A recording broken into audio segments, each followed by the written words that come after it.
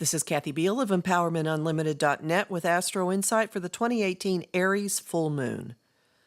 The full moon takes place on September 24th or 25th, 2018 at 7:52 p.m. Pacific Daylight Time, 10:52 p.m. Eastern Daylight Time, 2:52 a.m. Greenwich Mean Time, 12:52 p.m. Australian Eastern Standard Time at 1 degrees Aries, 59 minutes, 1 degrees Libra, 59 minutes.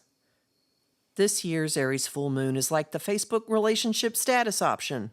It's complicated. Unlike that cryptic status, though, the moon packs the encouragement and gumption to do something about the situation. The event takes place on the I-Other axis, which seesaws between me-first individualism and coexisting with someone else. The signs of the axis, Aries and Libra, span impulsive, daring, risk-taking versus seeking cooperation and common ground. The axis pits just-do-it impulses against social niceties. Going it alone, Lone Ranger, or leading the charge, Captain Kirk, against being a team player and playing well with others. The emotional escalation of any Aries full moon heats up the individual end of the relationship axis. This time, the cresting comes with textures. It's complicated. Emotions are running high. They're hair trigger, extreme even. We may be quick to jump to conclusions, jump into the fray or into a fight, or just plain fight. We may be feeling too much alone and unsupported, as if we are the only person who can get this show on the road. And perhaps we are overreacting to the world at large, or because of the world at large, or on behalf of the world at large. Something bigger than this moment in time is stirring the pot. The moon is tightly conjunct Chiron, which ignites issues of pain and healing associated with risking, leading, taking charge, or, here's a solution, delegating. All of it feels larger than life, or at least larger than your individual life. Chiron is at the Aries point, the first degree of the zodiac, and linking our current emotional harvest to the world at large, and perhaps pulling in the isolationist wounding of all humanity. Whatever is rising up, it's hardly quiet. The event bustles with jabber, negotiating, collaborating, texts, greeting cards, and connecting. Cue Bing Crosby song, "Can't We Talk It Over?" That's flying off the sun's conjunction with messenger god Mercury, giving minds and conversations a good hard look at the emotional flow. And much of the thoughts, conversations, and data involves issues of nourishment and mothering whispered to Mercury from nearby Ceres. All this information is scurrying up and down a two-way street, some providing objectivity and commentary on the heart fire eruptions, and some fueling them. The give and take is suited for voicing any question or topic you want, particularly if you've been hesitant or cautious before. No caution in sight under this full moon. None of the chatter is idle either. It's leading to action. And how? Something's got to give is a palpable, multifaceted vibe pulsing through us, our relationships, and life in general. It's forcing action on possibilities and considerations that swirled throughout the summer. The force works like a cleanup batter with runners on all bases, bringing home component after component that was set up by the summer's major astrological influences. The eclipses, the retrogrades, and the structure-redefining trine between the lords of order and disruption, Saturn and Uranus.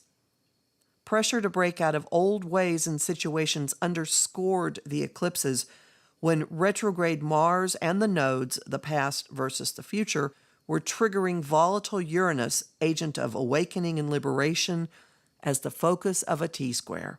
That pressure is back, doubled. Now it's reinforcing the Saturn-Uranus trine, which brought commitment and structure to awakening, liberation, and innovative growth at the end of August. Once again, Uranus is monkey in the middle with the nodes and Mars, which are pushing for change, release, liberation, breakage. The three-way is driving this moon because it is ruled by Mars, the cosmic action hero and ruler of our drive. Mars has left his retrograde journey and re-entered Aquarius, which he first crossed into in mid-May. He is once again kicking up dust at the south node of the moon, which represents the past and ways of being we are leaving behind. Our motivations may whip up the past. Our actions may target the past.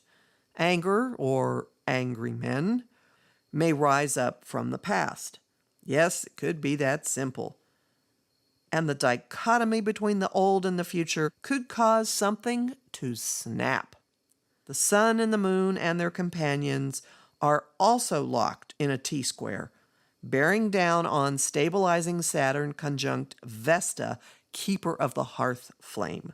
The pressure is calling for adulting, acting responsibly, and committing to both ourselves and to close partnerships. For some, this configuration amounts to a demand to make a home with the power to fuel, nurture, and last.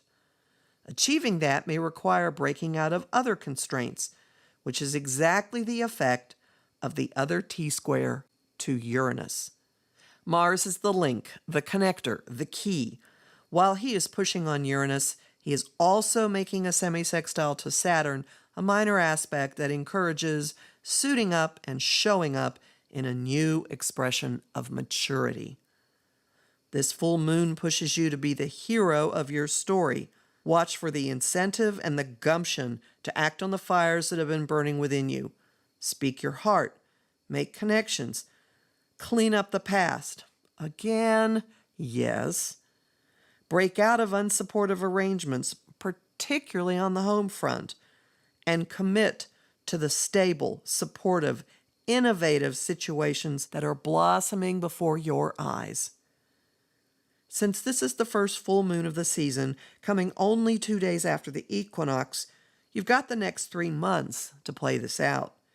Events will probably not take that long, however. A Mars-ruled moon doesn't exactly inspire patience.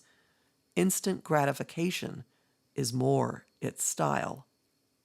I'm Kathy Biehl, a professional astrologer with more than 30 years' experience. Visit my site, Empowermentunlimited.net, to sign up for my mailing list, listen to my weekly podcasts, and book a session with me. You'll find me on Facebook at Empowerment Unlimited and the group, the Astro-Insight Lounge, and on YouTube at the Professional Aquarian channel.